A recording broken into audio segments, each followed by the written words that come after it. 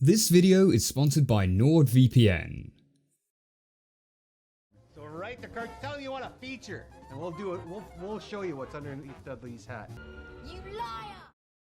So in my last video, we covered the Ed, Edd and Eddy series as a whole. What made it great, and what made it not so great. Most of my gripes came down to its final season, where characters had been written so much to their extreme that they hardly represented their original season 1 personalities. I also mentioned how the writing quality had dropped, and the humour had gone way too slapstick. I'm really starting to hate slapstick. The final episode of the Ed, Edd and Eddy series was titled Look Before You Ed. And that was just a standard run-of-the-mill episode with Double D and Jimmy trying to make everything safe, whilst Ed and Eddy constantly mess things up. It didn't really feel like what a final episode should be. There was no big event, no conclusions. Christ, not even a final fourth wall break that was a classic trope in the Ed, Edd and Eddy series. Oh, don't tell me you have a plan, right? And the first sequence and fade to black. It kinda just felt a bit underwhelming for Cartoon Network's longest running cartoon series. I mean, its other big hit shows got film specials, Dexter's Laboratory got Ego Trip, and the Powerpuff Girls got a cinematic film release. Though, maybe in hindsight, given at how abysmal its box office performance affected the release of other Cartoon Network animated films, yeah, maybe that wasn't such a good thing after all. But that's a topic for another video. The point is, Ed, Edd and Eddy needed something more. Something that could raise the stakes. Something that could answer some long-asked questions of the show. Something that could waft away that bad odour that was left by season 5. And in 2009, we got just that.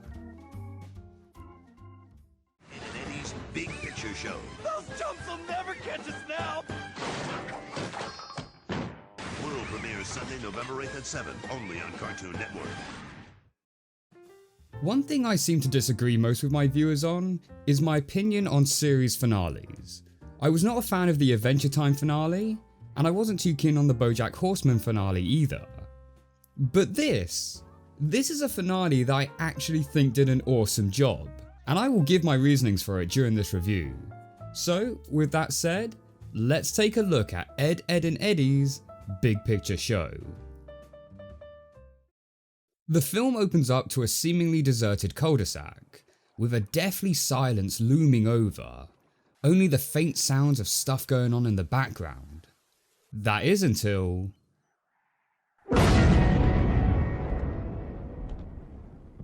You motherfucker, Danny Antonucci. Hey, hi, fellow Halloweenies. Did I scarily dare you? But in all honesty, this is a great opening. The deathly silence is a stark contrast to the usual bright and musical openings we get in the series, coupled with the basic credits, a contrast to the usual colourful title cards, is an immediate indicator that this is going to be something different to your standard episode. Plus the snapshots of destruction we get to briefly see opens up a sense of mystery as to what could have possibly have happened. We then cut to Ed, who is frantically packing away all of his things. By the way, I do like how we get a little nod to Ed and his sponge collection. It's the mother load! I collect sponges, Eddy.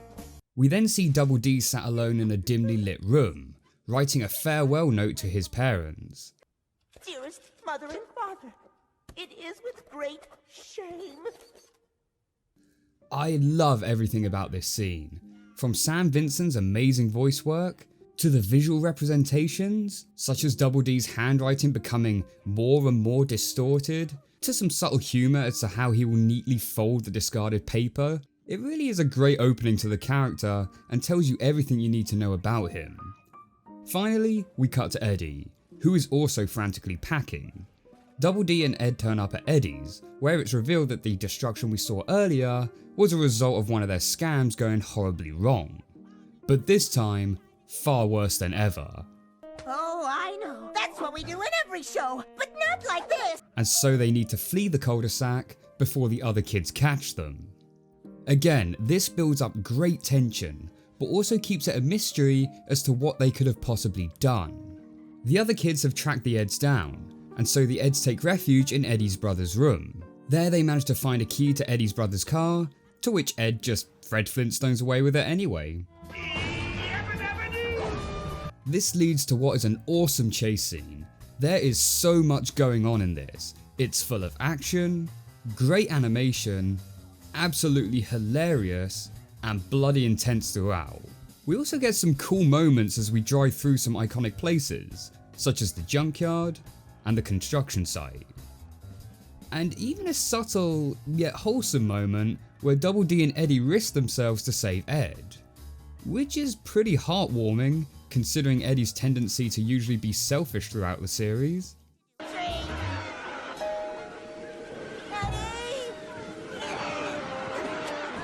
Free jawbreaker, Double D! Eventually the Edds manage to escape, and so the other kids devise ways to track them down. Kevin and Naz take Kevin's bike, Rolf takes Wilfred, and Johnny takes the bus.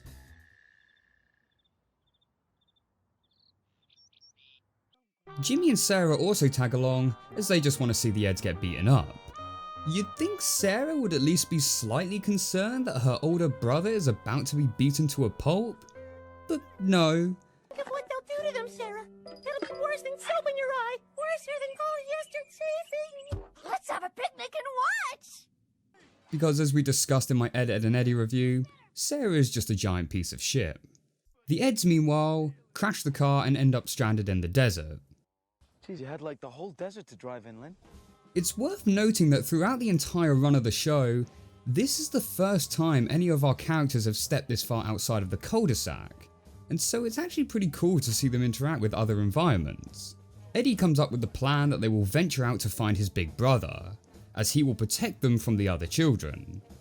For those of you that aren't familiar with the series, Eddy's brother was always this off-screen character that Eddy spoke about throughout the series. We never got to see him on screen as it was stated that he had moved away, but judging by how Eddy always bigged him up, and how the other kids reacted to him when Eddy told him he was coming home, we get the idea that he was once a formidable force. It's later revealed that Eddy doesn't actually know where his brother is, so Double D, understandably annoyed, pieces together some clues, and determines that due to Eddy's brother's prankish nature, that he must live near or work in a joke factory. The next part of the film slows down a bit, as we get into some more subplots. The first being between Rolf and his pig Wilfred, whom has decided that he's had enough of Rolf overworking him, and so rebels and takes off. The second is between Kevin and Naz, whom Naz is constantly getting annoyed at Kevin as he repeatedly shows more care and affection for his bike than he does her. This is a subplot I don't really like. Don't get me wrong, the joke in itself is pretty funny, but plot wise, it doesn't really make sense. Throughout the entire series, it's always been Kevin that's had a crush on Naz, whilst Naz has been the one that acts oblivious. But here, the roles have been completely reversed with no explanation as to why. The final subplot is where Sarah and Jimmy stumble across the Kanker sisters, and spill the beans that they were on their way to see the Edds getting beat up by the other kids. The Kankers then take it upon themselves to save the Edds and use Jimmy and Sarah as a mode of transport. This is also something I found a bit underwhelming. Sarah has always presented herself as a pretty strong force of nature, so it would have been interesting to see her get into some conflict with the also powerful Kanker sisters, kinda like an immovable object meeting an unstoppable force. But no, she gets overpowered pretty easily, which was a little disappointing, but oh well. At least she's getting hurt. The Edds meanwhile are beginning to close in on the factory, but not before a classic bit of adult humour is involved. Again, sorry, I missed it. What's it called? It's commonly known as a sextant, Eddy. I absolutely love this scene, not just for the joke itself, but the fact that they actually make it so damn obvious. Like, they're not even trying with the subtlety at this point. Oh my! Soon the Edds make it to the factory. Perhaps the front doors will yield a response. Idea! I forgot my big bro hates backdoors. Yeah, I'm pretty sure that was a gay joke. Any other show I would just look over, but being as this is Ed, Edd and Eddy with its multitude of adult jokes, yeah, this was definitely a gay joke. The Eds search the factory, but find no sign of Eddy's brother, and after a prank from Ed and Eddy sends Double D flying through the air, Double D is left dangling over a waterfall. Hit him with something, Ed! Something big! Yeah, unfortunately Eddy still has those moments where he comes across as a bit of an arsehole, but I'll let it slide, as it does have a payoff later on. After getting Double D down, Eddy states that his brother was once a whaler, so Double D deduces that his brother must live by the sea, and builds a boat for them to sail down the river. We cut back to Sarah, Jimmy and the Cankers, where Sarah manages to trick the Cankers so that she and Jimmy can escape. Gee, Lee, I love your toenail polish. I said move!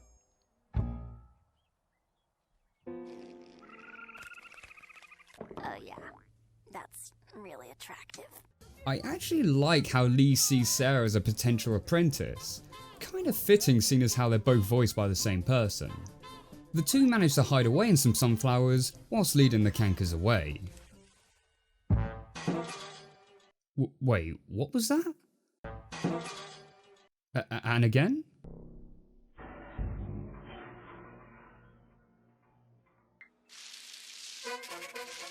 Sarah and Jimmy then find Wilfred, who continues to lead them on to the Eds.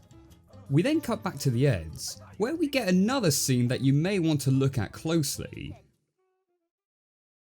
But first, a quick word from this video's sponsor. In this film, the other kids were able to track down the Eds due to the Eds leaving a trail of information. And you do the same when you're browsing the internet. With NordVPN, your data is double encrypted, allowing you to browse securely at home and whilst travelling. None of your data is logged, not even with Nord. There's a reason they were voted best VPN. NordVPN isn't just great for security, but also being able to access content sites such as Netflix from all over the world, allowing you to see extra content that you wouldn't normally be able to. And in times like this where we're all stuck at home, we need all the content we can get. Using my promotional code, you can get 70% off NordVPN, using my link in the description below, or use the coupon code SteveReviews, giving you the price of just $3.49 a month, plus you get an additional month for free. Thank you so much for listening guys, now back to the review.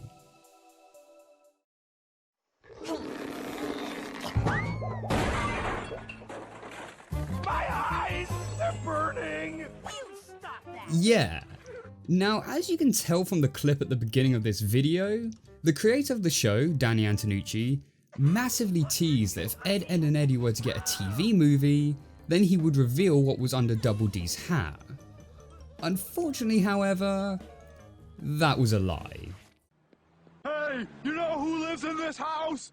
A great big phony! That's right, a phony lives here! What we did get, however, was this comment from Ed. Does it hurt, Double D? And notice how he carefully rubs the back of his head after, offering some indication that under Double D's hat, Double D may have some sort of growth or wound that would appear to be quite sore or tender.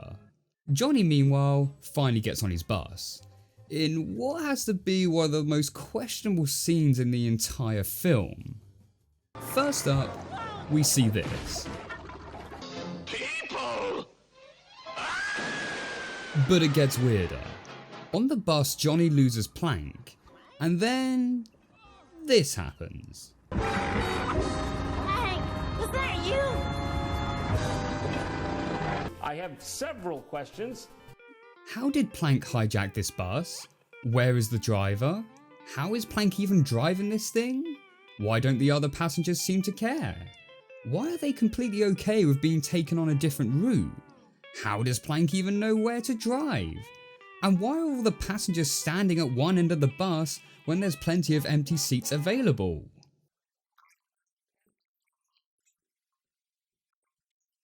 We cut back to the Eds who have run aground in a swamp, and now we probably get what is the greatest scene in the film.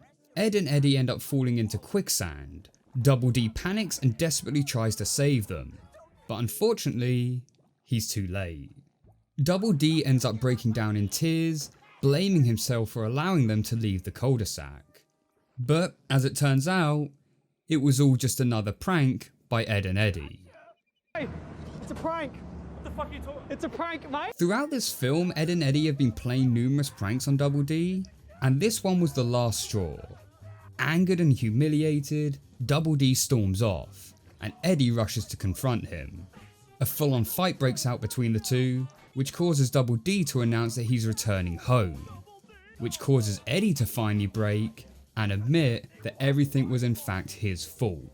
This scene works for so many reasons. Showing Double D breaking down in tears as he frantically tries to dig Ed and Eddy out of the quicksand just goes to show how close they are as friends. But also having Double D finally snap at Eddy was not only a great payoff in the film, but also a great payoff for the series overall. See, in my Ed, Edd and Eddy review, I mentioned how in the later seasons Double D and Eddy seem to always be at odds with one another. So seeing Double D finally snap back at Eddy in the film feels like something that has been a long time coming. And it's the only time in the entire series we have truly seen the characters fight like this. And as a side note, seeing their silhouettes fighting whilst Ed hides in the background kinda reminded me of the fight between Littlefoot and Sarah from The Land Before Time. The revelation to this scene is great as we finally see the more vulnerable side to Eddy that had been hinted at throughout the series. The only thing I don't really like in this scene was Ed. I kinda wish they had kept him muted the moment Eddy is reduced to tears, as he comes across as a bit distracting in what is meant to be a powerful moment. We are three no more, Eddy. Like hop, skip, and no jump. Like up, up, and no away. Like blah, blah, without the other blah. But other than that, great scene, and the Edds are once again reunited and continue their journey to find Eddy's brother. We then get some more shenanigans from the other kids, followed by a scene where the Edds settle down for the night, which is actually a fairly relaxed scene. A nice contrast to the usual high energy we've seen throughout the film. The next morning, the Edds run off to find some breakfast, but wind up falling off a cliff and landing in a theme park.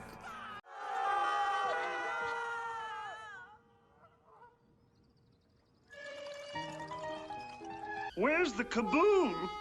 There was supposed to be an earth-shattering kaboom. Double D deduces that this must be the same theme park that Eddy's brother works at, as it has the same banner that is seen on Eddy's postcard that was sent to him by his brother. They manage to find the house that Eddy's brother is staying in, but just as Eddy is about to knock the door, the Cankers turn up and reveal that they have managed to capture all of the other children. I actually really like how the Cankers are used in this film. Usually they just serve as antagonists to ruin the Edds scams, but here they actually have more of a purpose to the plot. And ignoring all of their rapey elements, it's actually nice to see that they do care about the Edds and are willing to go out of their way to protect them from the other kids. Jimmy and Sarah also then turn up with Wilfred. Baby sister! Jeepers, Ed, you're still in one piece. God, I really fucking hate you, Sarah. Eddy then knocks on the door, and after 5 seasons of build-up, we finally get to see Eddy's brother. Park don't open till noon. And not only do we get to see him physically there, but we also get to see his face as well. This was actually a pretty big reveal, and not something I actually expected to get shown to us. Initially, Eddy's brother seems pretty cool. However, it's not long before his true side begins to come out, as he begins to physically torture Eddy, and in a pretty brutal manner too. The way Eddy cries out "Uncle" makes me think back to how he cried it in the season 2 episode with Ed's imaginary friend Jib, which in a darker sense just goes to show how much of a psychological impact Eddy's brother had on Eddy. Appalled by his actions, the other neighbourhood kids actually begin to feel sorry for Eddy and also start to stand up for him. Has had enough of your flapdoodle, Elder One. Prepare yourself for a merciless thrashing. I genuinely love that moment. Ed manages to send the trailer door slamming into Eddy's brother's face, causing him to be knocked out cold. Eddy, laying down on the ground in tears, admits that he made up the stories about his brother being awesome, just in the hope that people might end up liking him as well. Which is actually kinda true, as we saw back in the season 3 episode, Ed Pass It On, where Eddy pretends that his brother is coming home, just so that the other kids start to respect him again. You know why they worked for him? Because people respected my brother, and they respected me, because I was with my brother. As Eddy lies down on the ground in tears of remorse, the other kids run in to grab him, and hail him as a hero. And again, I like the subtle callbacks to previous seasons, as Rolf gives Eddy the armpit rubber victory. Let me congratulate you with a victory armpit rub. Johnny also then eventually turns up, because remember he's in this film too, and not getting the memo that Eddy is now liked, takes out the Eds, to which the other kids just beat him up in return. Which, yeah, is pretty funny, but honestly, kinda seems a bit harsh on poor Johnny. You idiots! Leave our friends alone! Also, Sarah, leave our friends alone? Are you serious? You literally wanted to see them getting beat up the entire film, and was even the only one smiling when Eddy was getting beat up whilst the other kids looked on in horror? And now you claim that they're your friends? Fuck you, Sarah. Kevin then invites everyone back to his house for 3 jawbreakers. The Eds have done it. They have finally become accepted. And it only took 130 episodes, 4 specials, and a movie, Eddy. The Cankers then drag Eddy's brother's unconscious body back into the trailer, which, yep, probably best you don't think about that too much. And we get a post-credit sequence, what is this, a Marvel film, of Johnny as he has now gone mad and plans on getting revenge on the entire cul-de-sac. And yeah, that was the Ed, Edd and Eddy Big Picture Show. So why do I think this worked well as a finale when the others didn't? Well, because this one did everything a finale should do. It raised the stakes, it took our characters into new places they hadn't been before, literally. We got character arcs, emotional payoffs, and a big character reveal whom had been built up throughout the entire series. I mean, sure, we didn't actually get to see what's under Double D's hat, but that was still a pretty damn good reveal. And this film actually resolved the main issue that I had with season 5, and that being Eddy coming across as a massive arsehole. But I think my main reason for liking this finale so much is that it gives actual closure to the series. Seeing the Eds finally get accepted into the group was really wholesome. Yeah, it did come across as slightly forced. I mean, it was kind of out of the blue if I'm going to be completely honest, but it felt so satisfying to see that I'm willing to let that slide. Now, this is my personal opinion, so I understand if people feel different, but for me, personally, I think a series finale should offer closure, which is why I'm not a fan of the Adventure Time and BoJack Horseman finales, as they left too much open and unresolved. And yeah, I've read the comments where people have stated that that's the nature of the shows, and that the stories will always continue, and that's perfectly fine to like them. But for me personally, not a fan. I guess the best way I could compare it is if you were served a meal in a restaurant. For me, a good meal will leave you full, so that you don't require any more.